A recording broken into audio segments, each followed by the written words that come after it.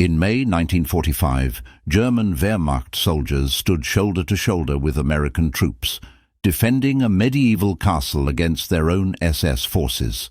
This is the only time in recorded history that Germans and Americans fought as allies against a common Nazi enemy.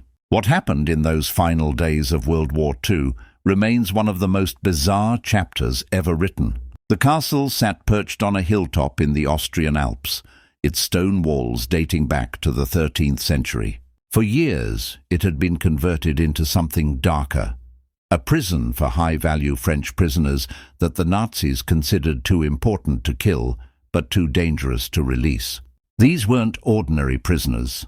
They were former prime ministers, generals, and the sister of Charles de Gaulle himself.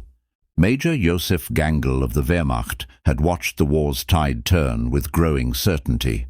By early May 1945, Hitler was dead, Berlin had fallen, and the Third Reich was collapsing faster than anyone had predicted. But Gangl had a problem that kept him awake at night. He knew about Castle Itter and the French VIPs locked inside, and he knew what the SS would do to those prisoners if they got there first. The SS wasn't surrendering.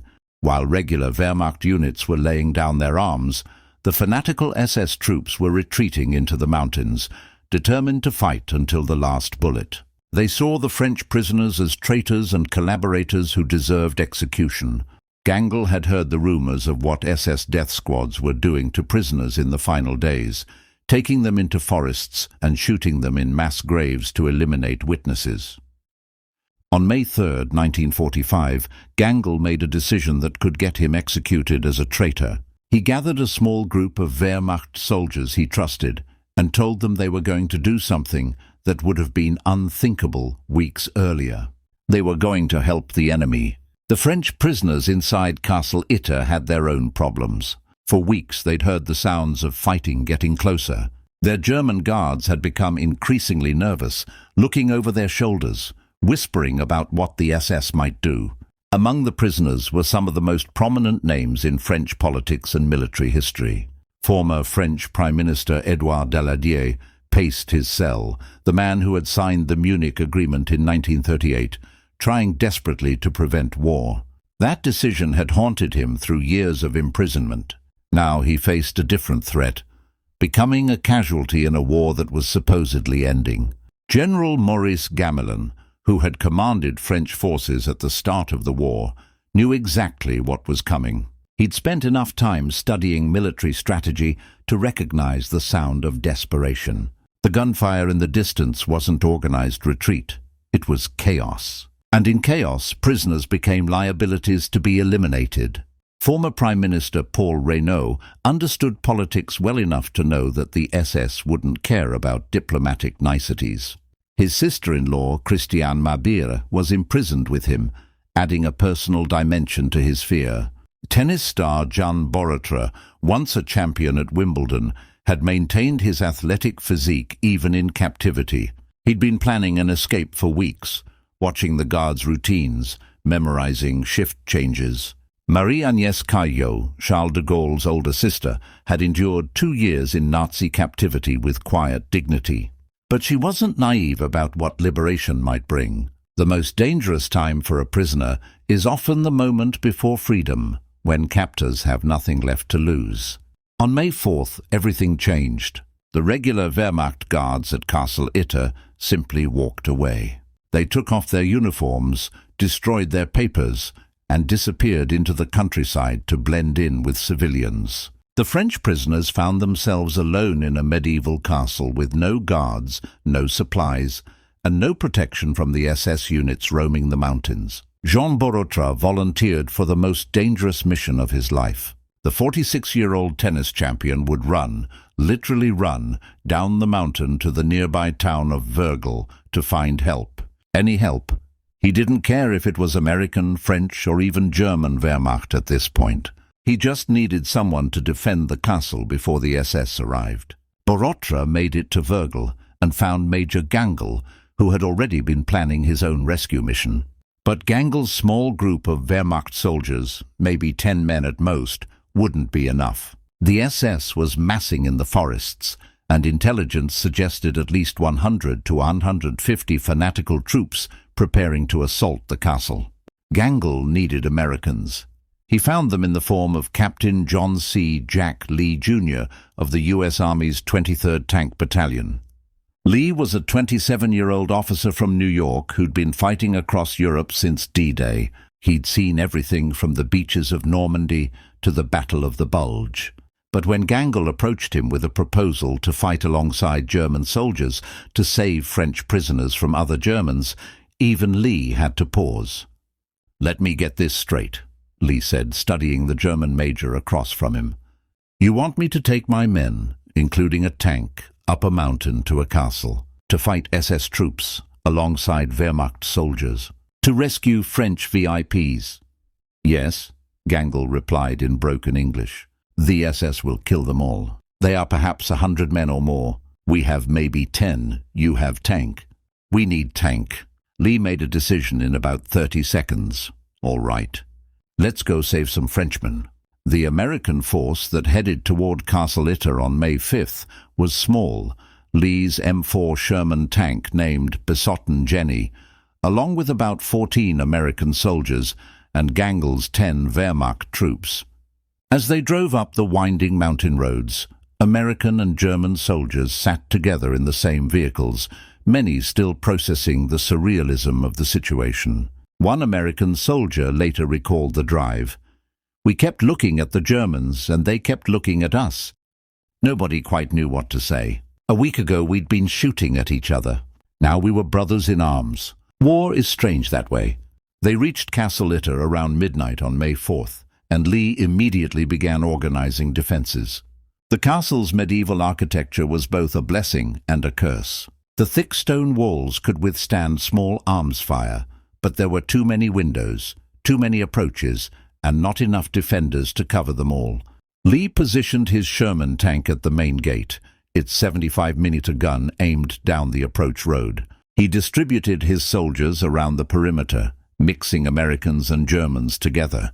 If this was going to work, they'd need to trust each other completely. The French prisoners couldn't believe what they were seeing. Former Prime Minister Reynaud approached Lee with tears in his eyes. "Captain, I never thought I would be so happy to see American and German soldiers standing side by side." "Sir, I never thought I'd be fighting alongside Wehrmacht either," Lee replied. "But here we are." General Gamelin, ever the military strategist, joined the defensive planning. He might have been a prisoner for years, but he was still a general, and old habits die hard. He studied the approaches, suggested fields of fire, and pointed out vulnerable spots in the castle's defenses. Tennis champion Borotra wasn't content to hide in the castle. He insisted on being given a rifle and a position on the walls. "I didn't run down that mountain to cower in a cellar," he said. Lee gave him a carbine and a spot next to an American corporal from Ohio. As dawn broke on May 5th, the SS attack began. The first shot shattered a window in the castle's north tower. Then the forest erupted with gunfire. Hundreds of rounds slammed into the medieval stone walls, sending chips of rock flying. The distinctive crack of German Kar-98K rifles mixed with the heavier sound of machine gun fire. Lee's Sherman tank, Besotten Jenny, opened fire with its main gun, the 75mm shells screaming down the road toward SS positions. The explosion tore through trees and sent SS soldiers diving for cover. But there were too many of them. For every position the tank destroyed, 2 more opened fire. American and German soldiers fought from the castle windows, their bullets intersecting as they targeted the same enemy. A Wehrmacht corporal and an American private shared ammunition when one ran low, not bothering with the irony that they were handing each other bullets marked with enemy insignia. Major Gangle moved through the castle like a man possessed, directing fire, repositioning troops, calling out targets. He'd spent years fighting for the Wehrmacht, but this was the first battle where he felt he was truly fighting for something right. Former Prime Minister Daladier crouched in a hallway, listening to the battle rage around him. This was different from the diplomatic meetings and political negotiations he'd spent his life navigating. This was raw survival, and it was being conducted by men from 3 different nations who'd been enemies days earlier. 2 hours into the battle, an SS Panzerfaust team managed to get close enough to fire at the Sherman tank. The rocket-propelled grenade struck besotten Jenny's armor, damaging the tank's tracks and turret mechanism. The 75mm gun could no longer traverse, severely limiting its effectiveness. Lee's crew abandoned the damaged vehicle and retreated into the castle. "We've lost our heaviest weapon," Lee told Gangle grimly. "They know it too. They'll press harder now." The SS did press harder. They concentrated their fire on the main gate, trying to blow through with explosives and sheer volume of fire. Wehrmacht soldiers and American GIs fired back side by side, their rifles and machine guns creating a wall of lead that kept the attackers at bay, but barely. In the castle's great hall, the French prisoners had gathered with those too wounded to fight. Marie-Agnès Caillot tended to an injured American soldier, using strips torn from bed sheets as bandages. The man had taken shrapnel to his leg when a window exploded. "Ma'am, you don't have to do this," the soldier said through gritted teeth.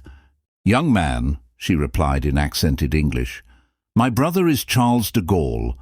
I have not survived 2 years in Nazi captivity to let you bleed out on my watch." Former tennis star Barotra proved to be a surprisingly effective soldier. His athletic reflexes and hand-eye coordination served him well. An American sergeant fighting next to him later recalled, "That Frenchman could shoot. Calm as ice, accurate as hell. He'd been hitting tennis balls his whole life. I guess hitting SS soldiers wasn't much different to him." By mid-morning, the situation was desperate. The defenders were running low on ammunition. The SS had surrounded the castle on 3 sides, and it was only a matter of time before they found a weak point and broke through. That's when Major Joseph Gangle made his final decision. An SS sniper had positioned himself in a building across from the castle, picking off defenders through the windows. Every few minutes another shot would crack through the air and someone would cry out. The sniper was good, professional, patient, deadly. Gangle spotted former Prime Minister Reynaud standing near a window, visible to the sniper position. In that split second, Gangle understood the geometry of the shot, the angle, the inevitability. He moved. The German major threw himself across the room, shoving Reynaud out of the way just as the sniper fired.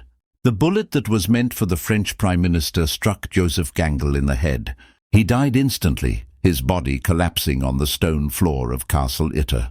The men around him, American, German and French, stood in shocked silence for a moment. Then they returned to fighting with renewed fury. "That son of a bitch just saved a French Prime Minister," an American corporal said, tears streaming down his face as he fired at SS positions. "A goddamn German soldier just died saving a Frenchman. If that doesn't tell you this war is over, nothing will." Captain Lee knew they couldn't hold much longer. Ammunition was critically low. Gangle was dead. The Sherman was disabled, and the SS was preparing for a final assault. He could see them massing in the tree line, getting ready to rush the gates. Then, like something out of a Hollywood movie, Lee heard the most beautiful sound in the world, the distinctive rumble of American Sherman tanks coming up the mountain road. The 142nd Infantry Regiment of the U.S. Army's 36th Infantry Division had received word of the battle and sent a relief force. 4 Sherman tanks and several infantry platoons smashed into the SS positions from the rear, catching them completely by surprise. The SS troops, already demoralized by their failure to take the castle and shocked by the sudden appearance of a much larger American force, broke and ran. Some surrendered immediately, others fled into the forests. The battle for Castle Itter was over. The French prisoners emerged from the castle into the afternoon sunlight, blinking like men awakening from a strange dream. They'd been rescued by Americans fighting alongside Germans to protect them from other Germans. The normal rules of warfare had been completely inverted. Captain Jack Lee stood amid the aftermath, looking at the destroyed Sherman tank, the bullet-scarred walls, and the body of Major Joseph Gangle being carried out with full military honors by American and German soldiers together.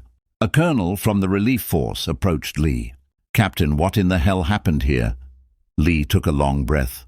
"Sir, I'm not entirely sure I can explain it. But I think we just fought the strangest battle of the war. Former Prime Minister Reynaud approached the American captain, still shaken by Gangel's sacrifice. "Captain Lee, that German officer saved my life. He gave his life for mine. How do I reconcile that? We were enemies. We've been enemies for 6 years." "Sir, I don't think we were enemies today," Lee replied. "Today we were just men trying to do the right thing."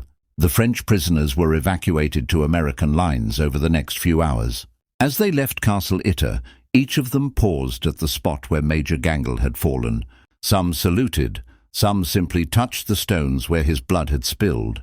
All of them understood that they owed their lives to a German soldier who had chosen honor over loyalty to a regime he no longer believed in.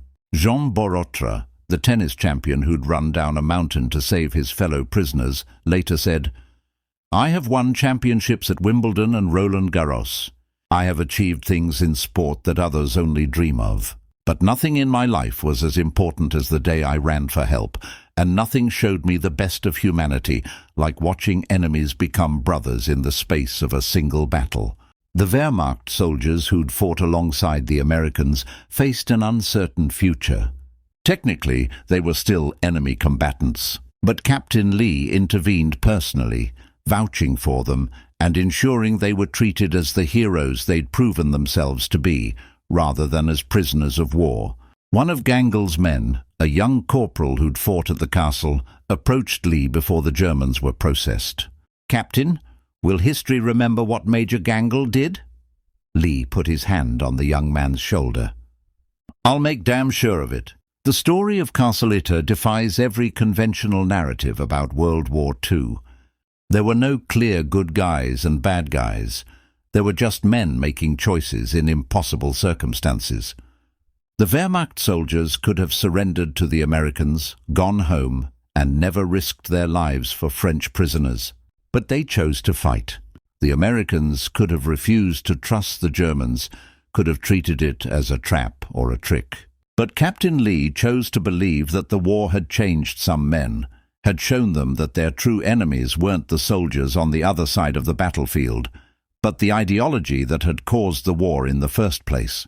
What makes the Battle of Castle Itter so remarkable isn't just the unprecedented alliance or the dramatic last stand. It's what it reveals about human nature when stripped of propaganda and politics. When faced with a clear moral choice, men from 3 different nations put aside years of hatred and fought together. The SS troops attacking the castle that day weren't cartoon villains. They were men who'd been so thoroughly indoctrinated, so completely convinced of their ideology, that they were willing to murder unarmed prisoners even as their nation collapsed around them. They represent what happens when people stop questioning their beliefs and start following orders without moral consideration. In contrast, Major Gangel represents something else, the capacity for redemption, for changing course even when it requires betraying everything you've been taught to believe. He spent years fighting for the Wehrmacht, following orders, advancing the Nazi cause. But when confronted with the reality of what his side was becoming, he chose differently. After the war, Captain Jack Lee received the Distinguished Service Cross for his actions at Castle Itter. The citation mentioned the unusual circumstances of the battle, but in typical military fashion, understated the true strangeness of what had occurred. The French government honored Lee and the American soldiers involved. They also did something unprecedented. They honored the Wehrmacht soldiers who'd fought at the castle, including posthumously decorating Major Joseph Gangel. A memorial was erected in Würgl, Austria, bearing Gangel's name and commemorating the battle. Former Prime Minister Reynaud never forgot the German major who'd saved his life. For years after the war, he corresponded with Gangel's widow, ensuring she received financial support and that Gangel's children understood what their father had done in those final days.